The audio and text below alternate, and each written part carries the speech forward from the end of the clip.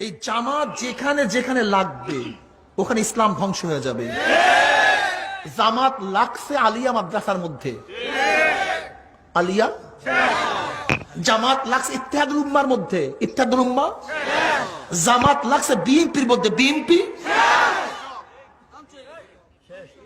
এই জামাতের প্রয়োজন যেখানে লাগবে সেটা ধ্বংস হয়ে যাবে, যেখানে লাগুক ধ্বংস হয়ে যাবে।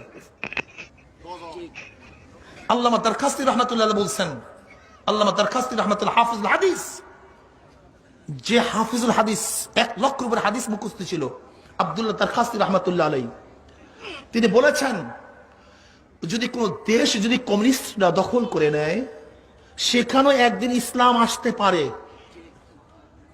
কিন্তু আল্লাহ না করুক কোন দেশ যদি জামাত দখল করে ফেলে কিয়ামতের আগ পর্যন্ত আর কোনদিন সেখানে ইসলাম আসবে না। কারণটা কি? কমিউনিস্ট তো ইসলাম মনে করিয়া ইসলামকে ধ্বংস করে না, বরং ইসলামের বিরুদ্ধে হিসেবে ধ্বংস করছে। কাজে যখনই মানুষ ইসলাম বুঝবে সেখানে ইসলাম চলে আসবে।